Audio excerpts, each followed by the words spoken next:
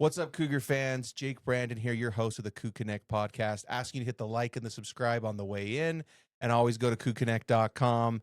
Check out what we got going on there. Become a subscriber. Support all the good things we're doing here. We have a pretty awesome episode for you tonight. I know all the people in the Discord were really excited when we announced this this week that Jarom Jordan from BYUTV, BYU Sports Nation, of ESPN, of, I don't know, so on and so on and so on. ESPN Plus is different than ESPN to me, but thank you. I appreciate it. They're the same to me. I've actually done more on FS1 than I have ever on any ESPN. Okay, so mainly Major League Rugby, but no one watches of FS1. Yeah, Jarom Jordan of FS1. I guess. He's here joining us, man. He's helping us break down the hoops, which is great. He gets tons of awesome, unique insight there, and he's doing write-ups for us at CougConnect.com.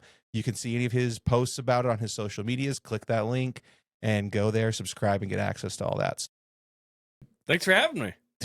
Oh. I live 5 minutes away. We used to be in the same ward. I know. Then Mapleton just can't slow down its growth. My ward has split twice. It's crazy. So many convert baptisms. Oh, wait. The move-ins. The move-ins. Yeah. Mine's 5 times. It's 5 times? I have not moved, and I've been in 5 different Jake wards. used to be a counselor in the bishopric. So I would text him like, hey, turn it down. It's too loud. It was awesome. Well, I'm excited to be here. This is great. Dude, no, it's great to have you, man. And honestly, probably couldn't pick a better person to break down hoops for the fans. So. Yeah, no, I'm stoked. I know there are a lot of voices in the men's basketball conversation, but you know, football, I'm not on our game day crew, but basketball, I host the pre-post. And so, and frankly, that's really fun for me because that's the sport I love and still play. Like, I'm a morning ball guy, and I love hoops, man. Dude, changing the keys to the gym, is this going to ruin hoops? What's Have you happening? heard about this? No, what's happening? So I'm out of leadership now. Woo! But my wife is kind of connected to my dad as well. There's going to be no more fobs and no more keys. It's all going to be phone access. Oh, boy. Through tools? I'm assuming through tools, and then it's that way it's harder to share. Is this going to kill the basketball culture at BYU? Most important question of the podcast. Of church ball around the globe? Mainly the United States. That probably. Yeah, that's going to be a little harder. End to an That's era. the most inclusive thing I'm involved in at church. Yeah. Is ball. Because you get people that don't go to church that want to come. That's great. It'd be involved. So. It's good to have a connection there, man. Still need brotherhood. You still need people, man. Absolutely. No Got to get man's some an buckets, you know. The Lord loves ball. That's why there's a gym in the church. Just saying. Everywhere you go. We, Brigham, should be the best shooting team in the country every year. Nobody should get more practice. That assumes you have a bunch of LDS kids. That's a topic. That's a whole other topic for another day. There's a handful on the roster? We just handful in the future? We had a bunch of commits today or yesterday. 2 of the 4. Yep. Dino. Yeah, dude. Dino. TimpView product, right? Tell us about that, Kev. Why you get pumped when you hear about Dean? Well, I actually don't. I mean, personally, I don't like the kid because he knocked my little brother out of state. Make it personal, he's man. He's such a punk, huh? Yeah, he was so Dean. good. Great. Dean's great. He's that dude for BYU, and awesome that he was just right in our backyard. Yes, a kid that BYU had to get Dean Rickard. Had to. Yeah. The kid that wants to come to BYU that's at TimpView, you have to get that kid. That's also a top 50 recruit. Yes. And that kid hasn't always come here per se, right? Sometimes that kid's gone elsewhere. Like in football, that was the Britton Covey, right? Like you have to get those guys. So yeah, Dean's great. He's coming in next year. He's playing right away. Wow. Not going on a mission as of now. Will Openshaw, his TimpView teammate. And then Abdullah Ahmed, the G League guy. Oh, the G League. I love that Kevin's like, NBA. This is just like the EuroLeague. The older the coach, the more likely they are to not like it. Oh. And, by the way, the people that don't win these guys in the recruiting battles, they're the ones that don't like it. Right. So BYU beat out Houston, by the way, for a recruit. Let's acknowledge the AJ win over those schools. And this win over Houston was massive. Right. It was big time. What do you think what is the trajectory of the hoops program then? It continues to be high. Right. They're hoping for, more high-profile guys in the future and whatnot, because obviously AJ's a one-and-done, although Ace joked around with me today and said, hey, we were planning on 2, but I'm like, yeah, right, dude. Yeah, right. Whatever, man. Funny joke. You need to retain a guy like Rob Wright III next year. There's no guarantee that anybody stays for any amount of years, right? Like Bear Bachmeier. Let's hope he's here 3-4 years, but he's going to be courted in the offseason. BYU has to continue to recruit, the way this works, and unfortunately I have a sneak peek behind the curtain to see how the sausage is made. I promise you, everybody who's good at their sport is being courted right now. Absolutely. And not necessarily in nefarious ways, but there are agents looking for work who will go to a school and say, hey, who do you need? We need this guy. Let me go take a crack at him. How much would you be willing to pay this person? And that is totally in bounds. Yeah. And they go and sometimes they just DM them on Instagram and say, I have a legitimate committable offer to this school for $500,000 or more. Yep. And that's a real thing that happens every day. Yeah. And you worry about that later. Right. But the reality of the situation is enjoy it when you have it. So specifically with men's basketball, I'm not sure BYU will be able to match this in the future, this level. Mm-hmm. It's amazing. If they do, that's awesome. Let's hope for that. Let's root for that. But just enjoy it when you have it. Right. What football's doing, what men's hoops is about to do. There's no projecting to the future that, like, what if Kevin Young had just gone to the Suns this offseason? Yeah. They wanted him. They were going to pay him a ton. He chose BYU again. Yeah. And BYU's going to have to. And if BYU has the year we're hoping they have, Elite Eight, Final Four, whatever, they're going to have to do it again because there will be NBA teams again that want him. NBA and college teams. And college, absolutely. So the point is, enjoy it when you have it. Right. And we've got it right now. It's awesome. We hope it continues. I think it will continue. Yeah. But enjoy it right now. Yeah. I think the same thing, we're playing the same game with ourselves on the football side with Jay Hill. It's like, oh, absolutely. Jay Hill's great. He could be gone at any moment. Like all these openings across college football, there's like 5, 6. Well, there's going to be 5 openings in the SEC. There's going to be a couple in the Big 12. There's going to be probably a few in the ACC. And then once the coaches move, then that opens the door. Then it's even more. We felt that with Eric Musselman and company, right? With all the shifting. Everything with Mark Pope. Because we were all feeling great about, we get that win at Kansas. You remember that? And then we're all feeling great about the direction and all of this. Colin Chandler's coming home. Oh, my gosh. Let's go. He continues to baptize people after his mission, by the way. He's been awesome. He's been great at leading scorer for Kentucky. Yeah. But I never thought we'd lose Mark and Colin and be in a better spot. I'm like still in awe of how all of this has gone down the last year and a half. I think everyone's with you. It's been amazing. You get your head coach taken away and you move forward. I don't know. And here's the thing, though. There's not a better coaching candidate for BYU than Kevin Young out there. Like, you could have argued before, hey, we got this guy in the NBA that might be the next one. There's not another Kevin Young sitting there for BYU right now. Yeah, it's almost like, in BYU the future, fans, when he's done. Hopefully he's here 20 years, 30 hope. years. Dude, reality is probably not. Yeah, let's hope. But it's almost like the joke that people would say about, oh, like, let's go just get Andy Reid to be the head football coach. That tells me the level of intelligence and reality when a fan brings up the Andy Reid thing. It's like, are you serious? He's like a legend in the NFL. We had to get him when he was with the Packers, not the Eagles. Right. Coming or once he started to go to the NFC Championship games, it was over. Right. It was over. Right.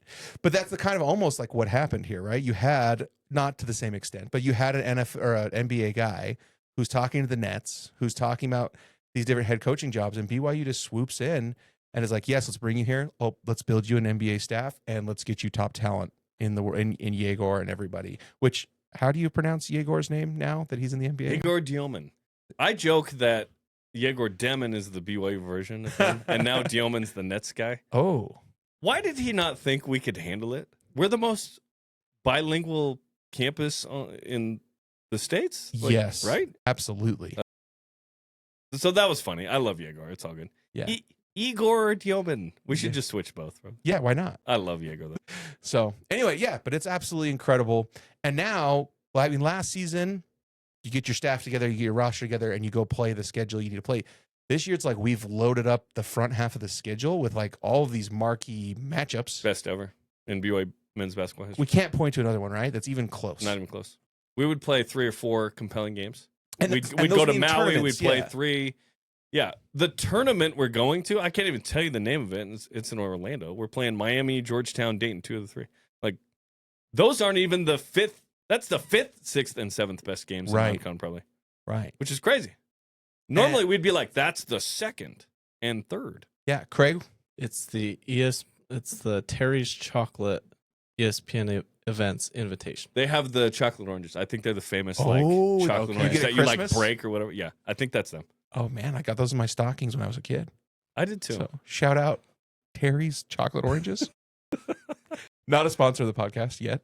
But anyway, so yeah, and you were playing North Carolina in exhibition games. Even that, which does that help your resume, or is that just a great litmus test? No, it doesn't count. It's not on the team sheet at all. Right. But So I think the perception early, I think it helped BYU, kind of climb up to 7 a little bit. Yeah. Because UNC went to Lawrence and beat Kansas. Right. I mean, that was a nice win for UNC. So that looks even better. And it was a fun matchup of AJ versus Caleb Wilson, who's another kind of top 5, top 10 guy in the NBA draft as well. Yeah. So, but even we're going all out in exhibition. We're going all out in the preseason. We just ignored the Nebraska game. We didn't play it like a real game. No, anyway. that was totally just to try. We didn't have the big 3 in the game at the end. No, it doesn't count. Which is smart of Kevin. He's like, sure, whatever. Yeah, I thought it was smart. But why the change? Why were we told things like you need to have a more compelling preseason, or is it we just have the most compelling roster? Let's get the most compelling games. Yes, Kevin Young and Chris Burgess told us in the offseason, we looked at Kansas and Arizona specifically of like what in Kentucky. Why did they have a seed line that was so much better? A 3 or 4 seed and we were a 6, and it was non-conference. So when Kevin Young gets the job, he's handed 9 of the 11 games already. Right. They scheduled 2. This offseason, they said, hey, we need X amount of quad 1. If you know kind of how it works with the NCAA tournament, where you play a team and their net ranking depends on whether it's quad 1, 2, 3, or 4. You want a bunch of 1 and 2. You want to avoid a ton of 3 and 4, but you can't lose those games. Right. In the WCC, when BYU wasn't making the tourney, they would lose a quad 3 or quad 4, a couple of them often, the random at Santa Clara, at Pepperdine, and so on. BYU didn't do that at the end of the Mark Pope era. They didn't do it last year either. And they loaded up on quad 1s. They were good, but they got a 6. Right. They got a 6. This year, BYU will be in position to be a top 4 easy, based on not only Big 12 but non-conference. So they've played an incredible non-conference. They will play an incredible non-conference schedule, highlighted by UConn, by the way, which is one of the biggest regular season games in the history of BYU men's basketball. Agreed. You're playing a number 3 team, and you are a top 10 team. This is incredible. Yeah. This is amazing. It reminds me of San Diego State BYU in the Marriott Center, which is the greatest sporting event I've ever been to. But they loaded up because the committee, of which Tom Homo was on for 3 years. So when Tom got off that, I picked his brain for 90 minutes. Tell me everything about how this works.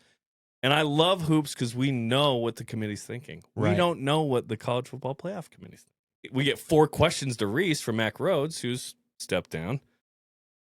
Mark Harlan's in. Like, what are we doing? Hey, there's no person better out there to represent the Big 12 conference than Mark Harlan. No one appreciates and values the conference more. Someone said, you need experience on the field, and he has it. Live. So the reason the Big 12 was so quick to volunteer him is because he represented the Pac-12's interest in 23 from Utah. Okay. But I was surprised that given his open complaint about the league, that the league would be quick to have him represent the league. I was surprised by that. Yeah. Do you think that's a little bit of a, hey, you are appreciated, you are recognized, we see your experience in the past, let's give you some responsibility, maybe you'll learn to appreciate us in return? That's a nice tone to it. You will appreciate us. That's how I feel. Who knows? But it's... here's more work for you. Here's more work for you. Go do that. Yeah. Don't do that. I have had friends reach out and go, oh, no, Utah's going to somehow... No, they're not. No, they're not. No, they're not. And, oh, by the way, 3-loss Texas, if they beat A&M, they'll be ahead of a 2-loss BYU and Utah 2. For Texas. Yeah. That would redeem the hick bumps along the road. Yes. It would for them. Yes. So that was... Yeah. So very interesting. Kev? Going back to your point, like Arizona was 4-5 last season to start the season, and they had a what were they in the NCAA tournament? A 4 seed, a 5 seed, 4 seed because they lost to Duke, right? They were 4-5 in non-conference and still got a 4 seed, like because they were tough games. Because it was like they played Purdue, they played Alabama, like UCLA, Wisconsin, like they played every team you could think of, and they weren't punished for it, which is awesome. I wish it was the same in college football. Yeah, unlike losing a top 10 road game. Like in basketball, let's say Saturday BYU loses by 20, like the equivalent of the Texas Tech loss. Okay. Yeah. Whatever. In men's hoops, it doesn't. Go beat Wisconsin. Go beat Wisconsin. Exactly. Yeah. And it just doesn't matter as much. When and how you lose in college football matters a ton. Yeah. We've felt that, and we need to acknowledge the how and when. The how was bad. Last year, BYU didn't have a bad loss. One possession like games. Kansas was a bad loss, but what I mean is they were all tight and right there. Like Kansas was tough. Arizona State, like you're literally 1 yard away. Yeah. What's up with BYU and 1 yard away? Coastal Carolina, Arizona State, like 1 yard away, man. Dude, who knows? I'm not over that Coastal loss, by the way. I'm still just kind of TO'd about it still. I don't blame you, man, because that felt like the moment to break in there, right? Was the at-large. And I think you play that game 100 more times, and I really think like 96 of them you win, right? Even with the short notice, even with the short prep, I really feel like, there's guys on Coastal who have told BYU players they played. It was Neil Paw who talked with some guys on Coastal when he was with the Bills, and they said, we knew we couldn't give up a big play to you, or you would get momentum and you would steamroll us. Because in that COVID era, there was no like real momentum from home field, because you didn't have the fan bases all on there. the field. It's all on the field momentum. Yes. So he's like, we couldn't give up the big plays. At that very first play, you ran a tunnel screen. Neil Paw took it 80 yards for a touchdown. And he's like, we all thought we lost the game.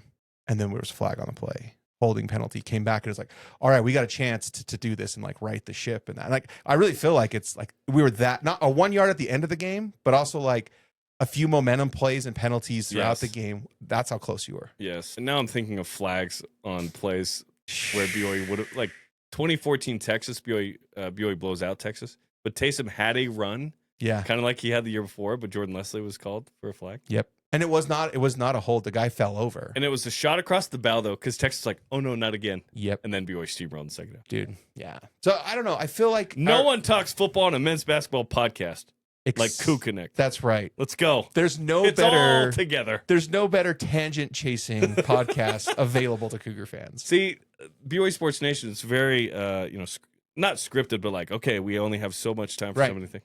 And you got ad breaks and it's very professional. This format's great. I love that format too, but yeah, it's fun to just go wherever. Right. So it talks about UConn. Talk about this team. We've talked about the schedule, the front half, but like, what is this team? How is it different from last year's team? How is this matchup with UConn? Like, what are we looking at? What do we expect? The team is full of the big three and then the cast, around them. It's a different equation than last year. Last year was, 46% from the top three scores. This year, 67.6, which, by the way, is the exact same number right now as 1980-81 with Danny Ainge and Steve Trumbo and Fred Roberts. Okay. I think it was Greg Kite, actually. But it's a higher kind of percentage from your big three. Right.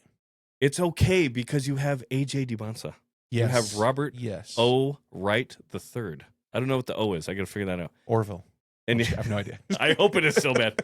Redenbacher? Yeah. And Richard Saunders, the first. No, is he the second? He might be the second.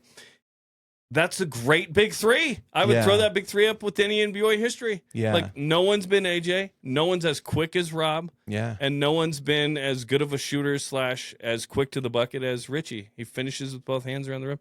These guys, with contact. Yes, these guys are uniquely prepared to lead BYU in this way. And we heard, after Delaware got up 17-4 and led in the second half, Kevin Young said, I got the ball in our best players' hands. Yeah. It's not, sometimes basketball is not difficult. Right. And he's used to this in the NBA. Get Devin Booker the ball. Right. Run Chris Paul on a screen and roll. ISO Kevin Durant. Yeah. At the elbow. Like, it's not crazy. What BYU does need, though, is a little more bench scoring. They did a nice job of bouncing back after the second chance points. They gave up 31 against Villanova.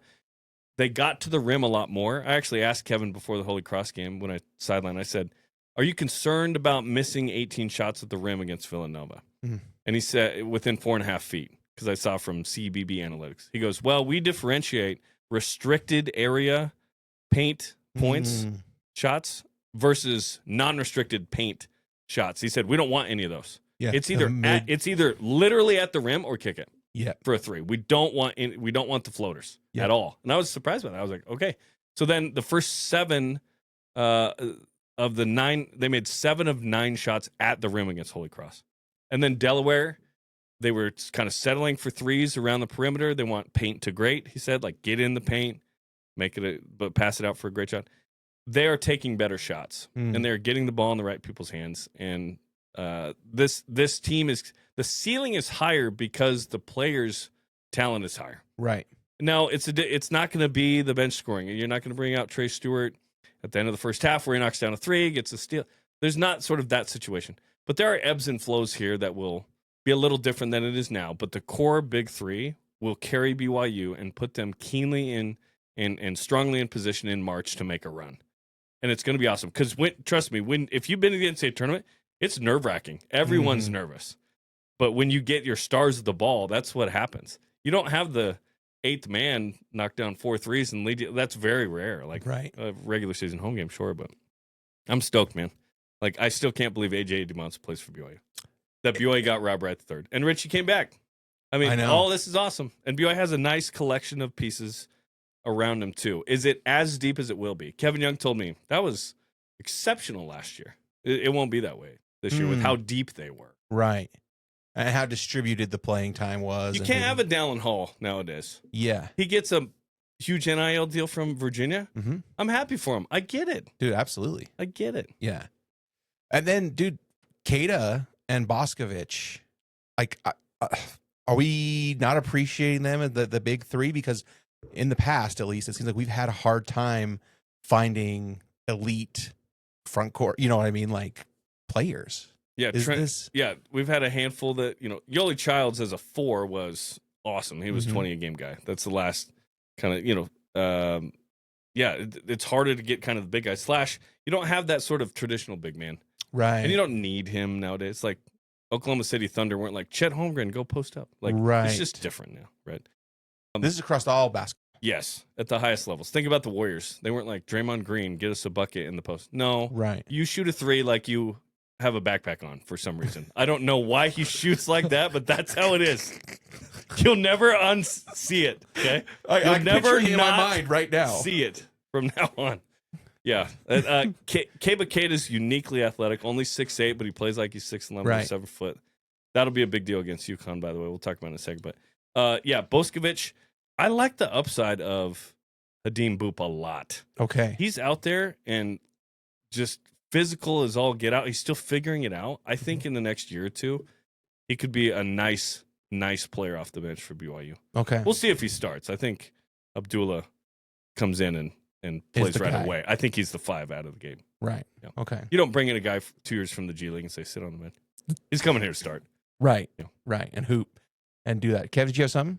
Oh, just that Keita has taken a leap this season. Like, it's clear to see just defensively his ability. Not that he didn't have the abilities last year, but mentally he's processing the game so much faster, and he's like, against Villanova, completely won them the game. Like, AJ did it offensively, but like the Gortat screens that he was setting, not doing that last year. How good his hands were in like ball screen defense is something really technical that's hard to learn, and to not pick up fouls. Like, he's doing that, and he's taking a huge leap to where, like, BYU's defense last year is why they weren't an Elite 8 Final Four team. Like, their offense could have scored against anyone, but defensively, Keita's like, oh my gosh, like, we can be a top 20 defense this season with Keita. And that was like one of the big question marks for me, at least going into this season. There have been others that have surfaced that maybe we'll get into, but defensively, I am supremely confident that this team should be at least a top 20 defense in the country. And it's because of that guy. Last 6 games of last year, BYU was bottom 10 worst defense in America. Yeah. But they were top 20 offense. Yeah. And that's how we got Alabama to just kind of go off on that. Some of that was and that was some of that. I mean, that was just that's just Alabama crazy. At their best. At their very They best. literally played the greatest game they could have played in that moment, which is super disappointing. It was like, why now? Yeah. At halftime, I walked by Brett Yormark and I go, they can't sustain it the whole time. He's like, yeah, we got to make and then they did. I was like, that was rough. That's hilarious. Did you like that name drop? Ooh, that was a good name drop. I like that. Yeah. I couldn't match his suit game, but a ball came to me, by the way, in like the front row. I was sitting next to Andy Katz, and I had my head down for a second. It came right at me. Tyler Haas texted me. He goes, bro, you got to be ready for that ball. Mellow. I wasn't ready. Mellow, baby. The stand up and pump fake. I love that. Yeah. Dude, we're dropping Andy Katz and Brett Yormark on the podcast now. This is next level. Next level hoops content here. Yeah, it is. Yeah, Andy sidelined the Villanova. Yeah. Yeah. Yeah. No, dude, that's awesome. He covered BYU when he was at the Albuquerque Journal or whatever back in the day. In the old WAC. Mountain West. Oh, the WAC. We're going back to I the think WAC. it was even the WAC, yeah. Wow. Because it was 98 right before the Mountain West. Yes. It was 99. That's cool. Yeah. I didn't know that. Talked about UConn that's coming up. So, massive matchup. Massive Yeah. opportunity. I think if BYU wins, they do what Arizona did last week, which was they beat Florida. They jump into the top 5. Mhm. BYU beats UConn, they'll be in the top 5. Wow. They will jump in. I was watching some of the game against Columbia. Really impressed. So, solo ball, 6'4" point guard. Super physical. Their starting 5 is big. I mean, like, strong. Like, it's going to be interesting to see how BYU rebounds. Of course, Alex Caravan, if you've been watching college hoops at all, 6'8" guy that can knock down threes. He's been on 2 of their title teams. Mm-hmm. He is a tough matchup. I think AJ will start on him. I'm interested to see with Terrace Reed Jr., by the way.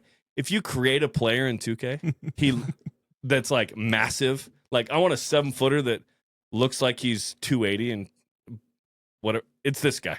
Yeah. He is, and he can shoot threes too. So it's going to be tough. Demery from Georgia is interesting. Malachi Smith is a transfer from Dayton that comes off the bench. They're really good. I think they're legit top 5. And obviously they know how to win titles. Dan Right. Hurley's going to be interesting. Fiery guy, of course, if you know. Kevin Young is 2-0 against Hurley's with Bobby from ASU. Just keep that in mind. Different kind of talent there at ASU than UConn. Slightly. But yeah, I'm stoked. Obviously being in Boston and TD Bank Garden will be great for Yeah. AJ. If you ask AJ if he's from Boston, he'll say, well, yes, but it's about 45 minutes south. My sister actually lived in Brockton. Okay. And I visited like 10 years ago. My brother-in-law was going to BU, getting a doctorate.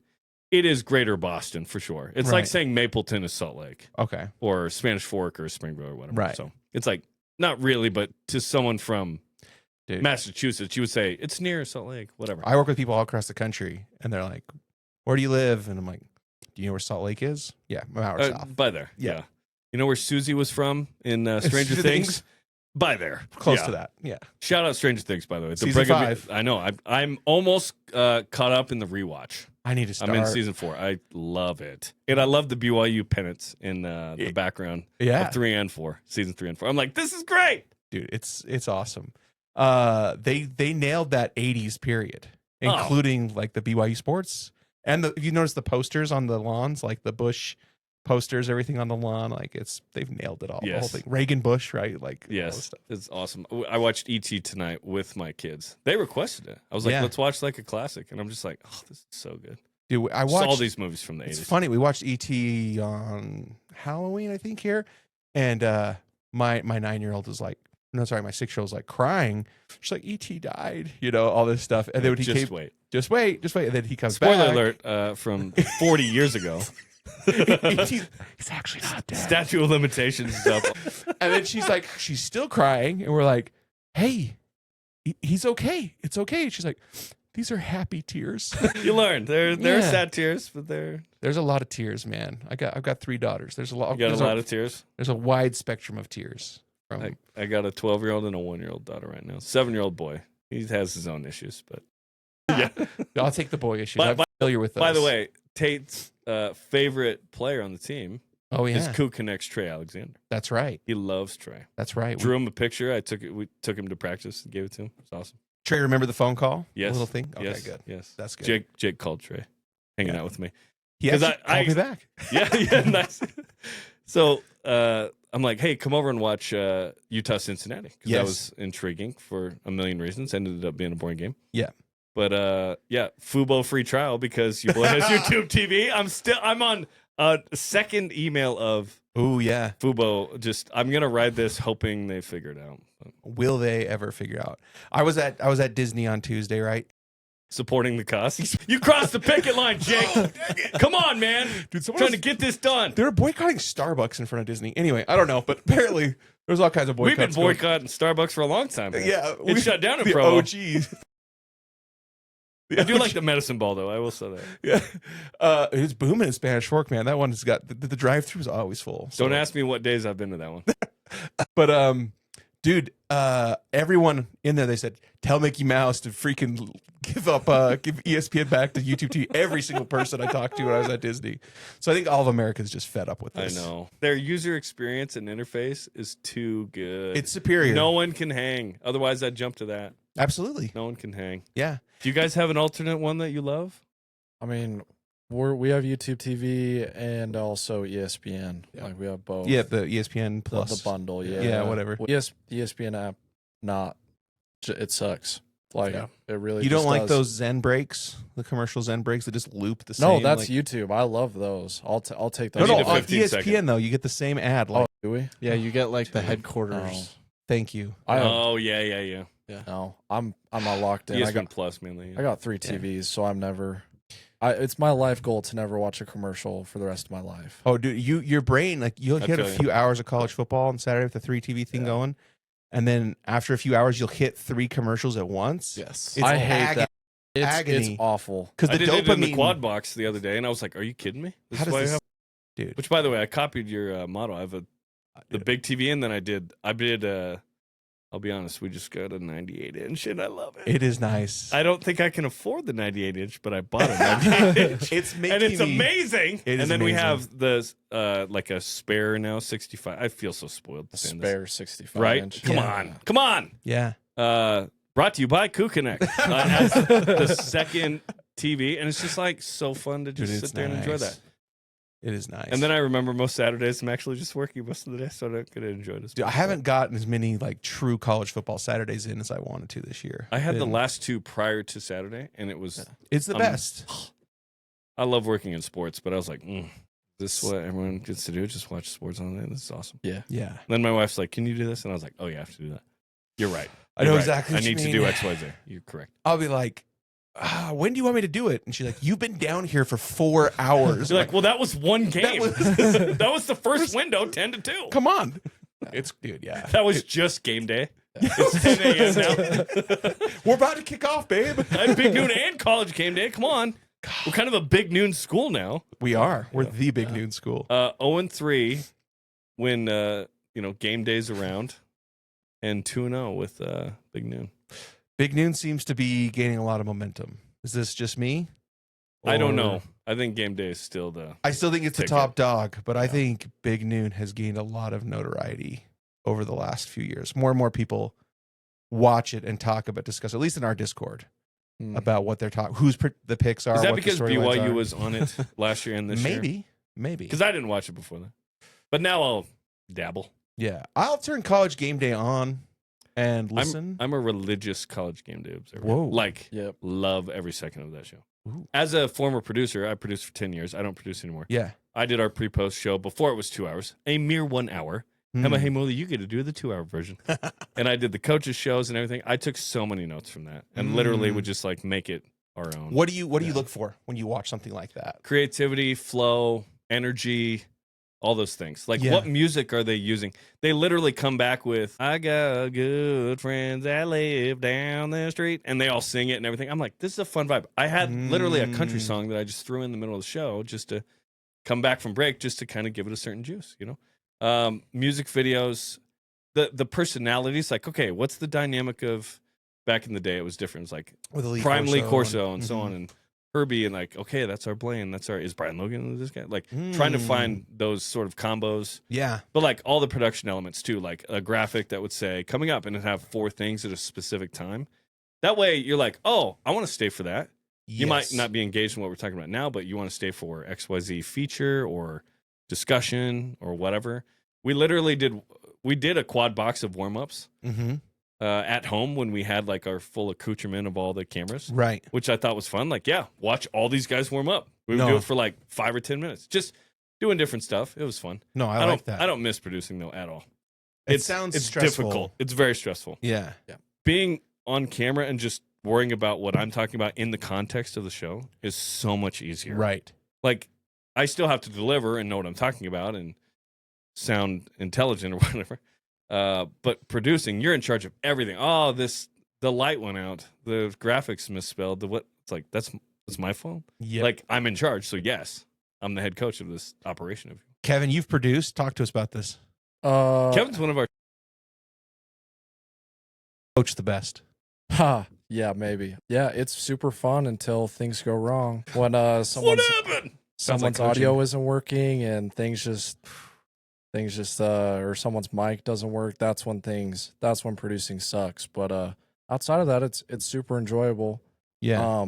This Saturday on College Game Day, there was the Army kid who saved the guy's life, like on the power line. So I'm at the gym every morning, every Saturday morning, going to the gym, listening to College Game Day on my phone, and I'm sitting there in between bench press sets. There's literally tears coming down my face because they brought the guy who plays for Army, saved the guy in the car, and then they got the guy he saved on the show, and I was just like. It is so But, good. I think yeah, I watched every second of it until the last 2 weeks when I had to do the Fubo thing. Yeah. And I couldn't get the record this program set. The DVR. And I protested and didn't watch Utah-Cincinnati game day. You protested. Yeah, I didn't watch. Yeah. Speaking Send a of Utah, message. we like to act like they're obsessed with us, but we're not as obsessed with them. Uh-huh. I watch Utah football every week. I want to see what the rival does. I want to see where they're at. I want to know what they do. I don't want to act like I'm not. Dude, I don't know if obsessed is always I watch them act. I always check the box Admit score. it. I always check the box score. And if it's a compelling matchup, like the Cincinnati one is a perfect example. I couldn't watch that one here. I was grateful for the I invite. was like, come on over. Let's watch this. Yeah. And I think I might have ended a date night a little quicker than Game in like the second quarter. Game was kind of over by then. it was. Yeah. But like if it's a compelling matchup that has implications with us or it's a opponent we're going to have or we've had, I'm interested in it. Otherwise, You need I the am excuse. content. I don't need it. I need an excuse. Otherwise, I'm content to check the box The excuse score. is you're the rival. Yeah. I want to know what's going on with you too. Yeah. And it's fun to laugh when Utah's in overtime Oh. against Weber State. Yes. That's funny. Now, men's hoops not as obsessed. Yeah. But that is yes. Man. I'm a hay watcher.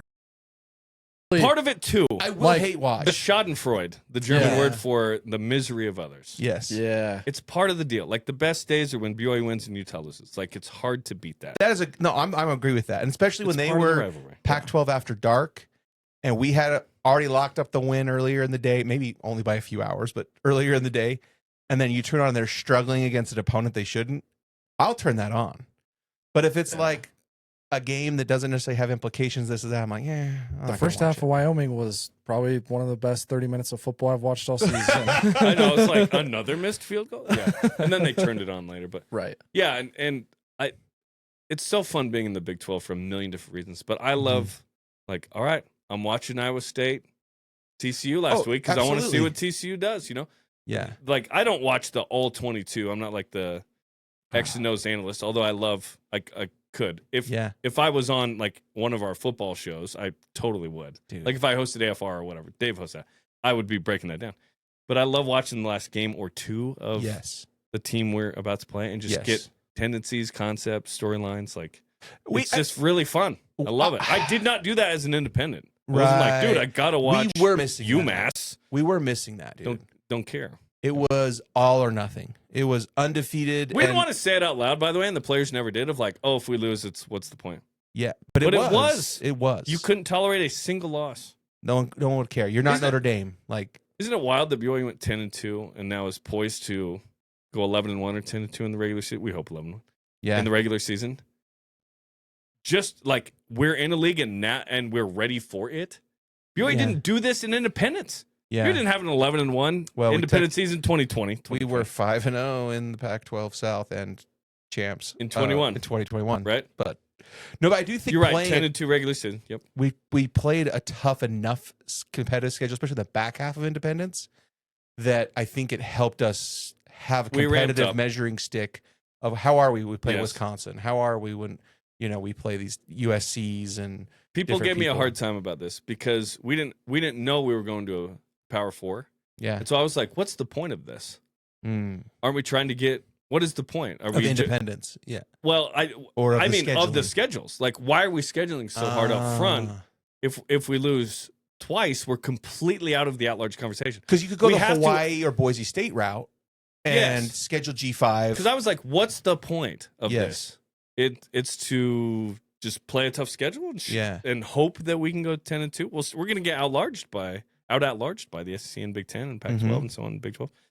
But then once you get the invite and you go to the Big 12, then it makes sense that you were ramping up. Right. We didn't know that was going to happen, though. No. We literally had to have Texas and Oklahoma leave. Otherwise, we're not in the Big 12. Yeah. We didn't get in 2016, and we didn't get in until they left. I will always thank them, by the way.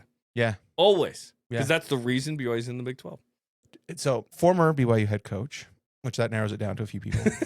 There have been like 3 the last since the 70s. 60 years. One of those 3 told me 100% there was 2 teams in Northern California who put the brakes on BYU joining the Pac. It's also told that USC was a loud voice in that too. Oh, really? So Stanford, Cal, USC. There's a lot of, unfortunately, bigotry involved there. Yeah. Yeah. And frankly, in the aftermath of what has occurred, it wasn't a good fit like we thought it was. No. I always thought regionally, growing up in Oregon and Washington until I moved to Utah when I was 11, I loved watching the Pac-10. I was a Pac-10 fan. Oregon Ducks, Washington Huskies, didn't care too much for Oregon State or Washington State, but that was great. That's the only tie. We have a ton of alumni on the West Coast. A ton. It's regional. We would play them already. That's the only the real tie is with the Christian Republicans of the Big 12. Yeah. That's been the actual tie that we didn't understand was actually sitting there the whole time. It's a great match. It really is. That vibe of the Midwest of the values there. Yeah. Red states, for the most part, that's a real good fit for BYU. Absolutely. And it's not as weird we don't play on Sunday there. They get it. Oh, we get that. We understand that. They're still going to question it sometimes. Right. Sure. But, yeah. But you look at in Baylor, TCU, there's similar flavored things of a church university. With Baylor, I would say yes. TCU, I don't get that vibe for some reason. It's just in the name, I guess, now. I guess. Yeah. They don't want to go by Texas Christian. It's TCU. But Baylor, there's a strong brotherly rivalry here. Yeah. That's really fun. I've enjoyed the Baylor connection. We talked with RG3 about this a couple weeks ago, and he said, yeah, I feel it too. It's good. When we went to Baylor the first time, I think it was before we were in the conference. Yes. I went to that game. And great Puka game. Yeah. Great Puka game and not a great defensive line game. But John Nelson balled out that game, and that's about all Nelson's a baller, dude. That's about all the nice things we can say about the defensive line performance in that game. But anyway, I was stopped by many, many Baylor fans. I wasn't slowing down my stride or looking around. People came in cutting me off out of the stadium and said, "Thank you for coming here. It's so nice to have another religious school here. We think you are a great fit for the Big 12. We think you have a lot to add, and it's so great to see so many of you show up." I was like, oh, this is what it feels like to be a fan who comes to BYU. It was similar vibes. Yeah. We run into Baylor fans. Right. We went to the Texas game, the last game we played at Texas, and we stopped at HEB because, of course, you're in Texas. You stop at HEB, and we grabbed some drinks and snacks for our drive down to the game, and we ran into some Baylor fans who were tailgating there, and they were like, same thing. Thank you for coming here. That's great. When you come back to Baylor, we would love to have you at our tailgate. So we did. We took them up on it. We swapped numbers, everything. We go back to Baylor this last time. We go back and visit, and they invite us to their tailgate. Amazing tailgate that they put on there. We talked 90% football, but 10% of it was tell us about your faith. We don't know a lot about your faith.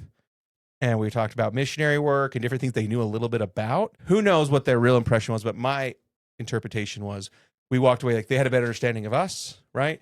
We had a better understanding of them as well, and it was a great thing. Now, why we don't roll out a tailgating experience? Imagine how great, funeral potatoes, green Jell-O, crock pot ribs. I don't know. I'm trying to think of terrible things to have at a tailgate. But if you had a similar thing going on at BYU, I feel like you could break down even more barriers. It's hey, come hang out with fans.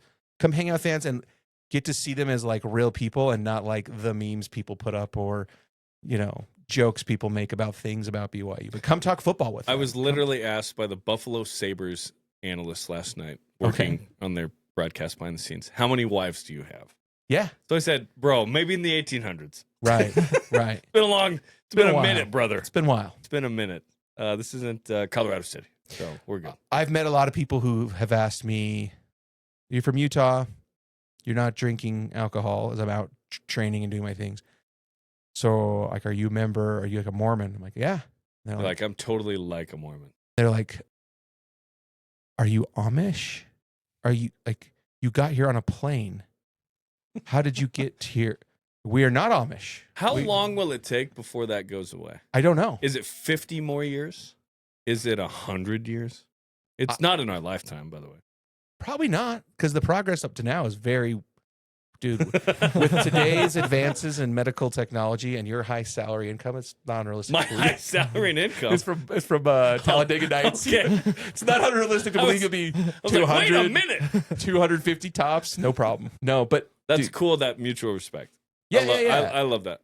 That's the highest level of us, like, kind of being embraced, like you were talking about, with those Midwest values, those, you know, even Southern values. We love us some affirmation.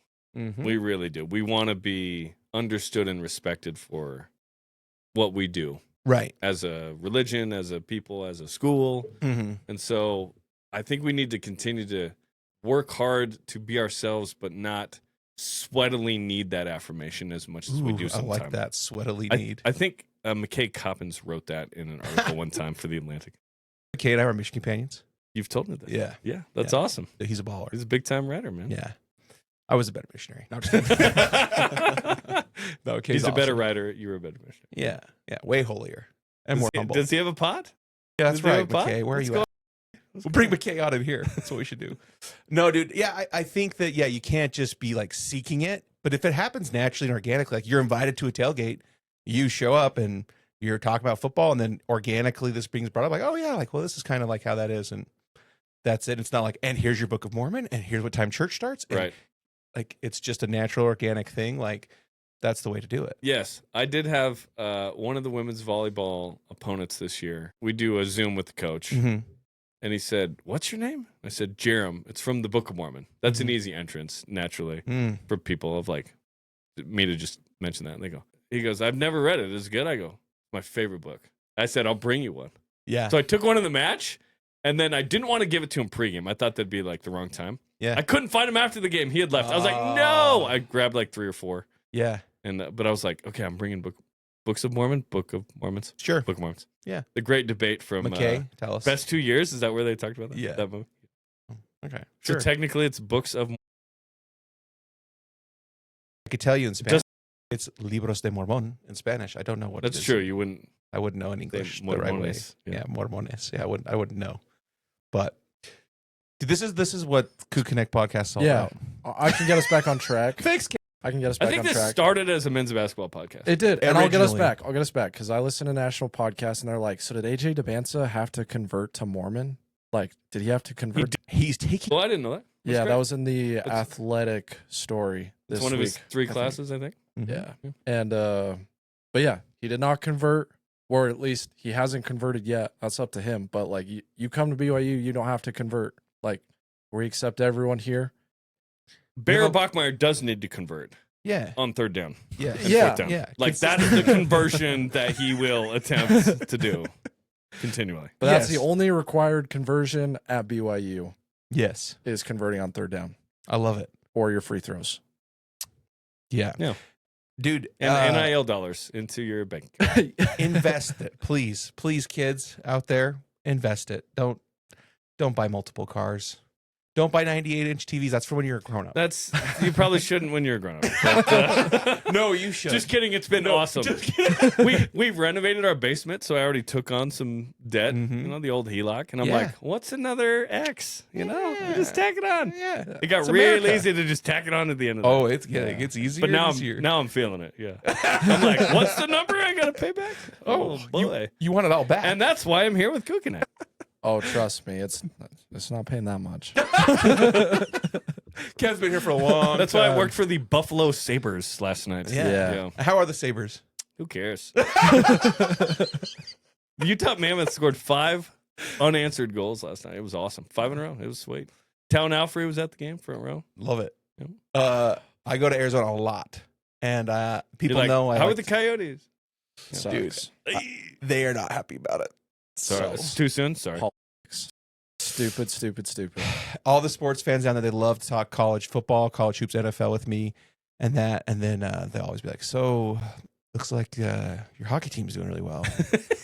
Like, yeah, I'm sure they are. Like, get there. Like, yeah, well, we used to have season tickets down here, and so you're like, well, there weren't enough of you, and that was the problem. There was enough. They just Arizona politics decided to build the landfill, or at least make a landfill instead of build a new arena in a certain spot. And Utah was willing to. Utah said, "Okay, we'll take you." So it was. It's disgusting. It's personally helped me financially. I'm happy for be you. able to work some of these for you. games behind the scenes. Happy yeah, for it's you. been fun. It hurts, but the Diamondbacks got their deal through somehow for Chase Field. Lucky to stay there. Or are you just saying they did back in the day?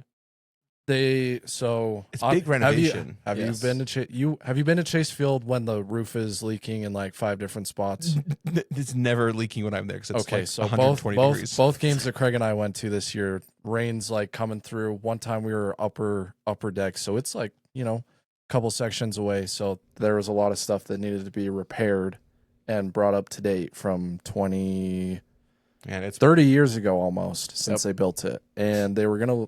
Shout out Luis Gonzalez. They were threatening to leave, and then they finally got the deal pushed through air. But it's been this like 2-year thing. The last game I was at there this season, they announced $150 million in renovations. Yep, that's a low number for anybody. I know.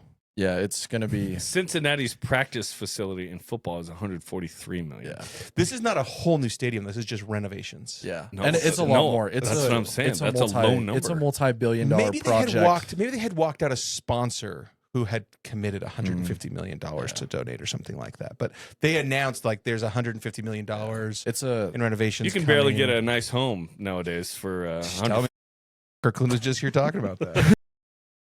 He's in the market. He was just talking about that. So. Oh, man, it's rough. Yeah. But anyway, I appreciate the segue. We're talking CougConnect. This is the Everything Connect podcast. That's right. Everything connects back to us somehow. Yeah. But okay, AJ, Rob Wright, Richie Saunders, what else? And Kebakata, like what else is there to be excited about? Because it kind of feels right now it's a big 3, but there's question marks every place else. Yes. Who's going to score off the bench is a big one. Yeah. So Dawson Baker needs to be, putting the ball on the rim a little more. Tyler Morris came to shoot threes, 38% career shooter. He's got to make threes.